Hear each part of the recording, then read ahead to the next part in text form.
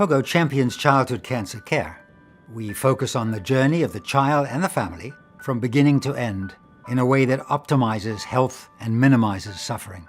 We, the Pediatric Oncology Group of Ontario, do this through collaborations with the children's hospitals and the pediatric departments in the province.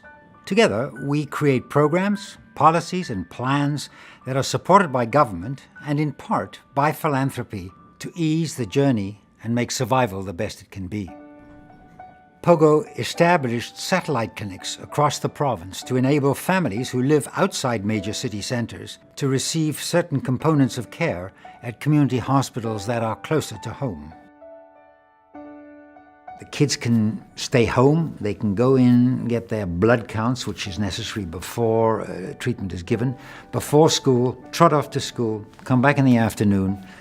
Mum doesn't have to miss work and the siblings don't have to be out of school. So it's been a huge success in terms of saving money for the system and the parents, in terms of allowing kids to have much more time and in terms of not disrupting families. The issue of cost, it is really not possible to have two parents working when one of their children has cancer. There are substantial increases in childcare expenses, in accommodation expenses, particularly if you live out of town, and in food expenses because, amongst other things, many of these children are on steroids and are ravenous. When you are spending significant amounts of time in outpatient clinics, you got to feed your children, and if you're out of town, that means restaurants. So Pogo's financial assistance program, which is funded entirely by donor dollars, supports families through this enormously challenging period of treatment. No family is ever the same after a child is diagnosed with cancer. We need to recognize this. We needed to put in place the kinds of support people needed both during treatment and after. One program that has been unique and quite successful is SAFTI, the Successful Academic Vocational Transition Initiative. SAFTI addresses the issue of brain injury resulting in learning difficulties in survivors who have been exposed either to radiation of the head or to drugs that can affect the developing brain. SAFTI provides customized education and employment counseling for survivors who need support making the transition from high school to college, university, or employment. And what it really does is to look at the neuropsychological, neurocognitive profile of the child.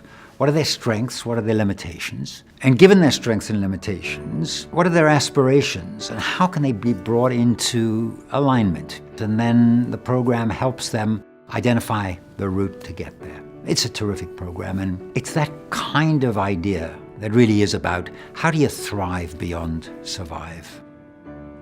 Treatment can have a devastating impact on the developing child. And so we started to see a lot of what are called late effects. And those late effects can be pretty severe. They can involve second cancers, in other words, another cancer developing as a result of the treatment. They can involve damage to the heart, to the kidney, to the lungs, infertility, very strikingly damage to brain from certain treatments, and therefore thinking and ability to live independently. So it began to be apparent that survival was not enough. You had to be able to make those kids as good as they possibly could be. In 2001, Pogo implemented a system of aftercare clinics to monitor the health and well-being of survivors.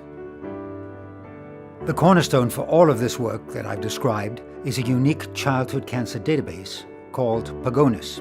We were very fortunate that in the mid-80s, we figured out that the data available on childhood cancer at a population level was, in fact, not accurate and not reliable. And so we started a database initially on paper and pencil that began to capture basic information on every child treated for cancer in the province of Ontario. As time went on and information systems improved, we transformed this into what is called Pogonus, the Pediatric Oncology Group of Ontario Networked Information System. And this is a treasure trove. It's a gold mine. It has data on every child diagnosed with cancer in this province since 1985 and followed forward. So it looks at where they live, what their age was, all the demography. It looks at the particulars of the diagnosis and its subdivisions, and it looks at the details of treatment. The childhood cancer system of the future needs to ensure equity of access for all children with cancer before they get cancer, during the journey, and after the journey.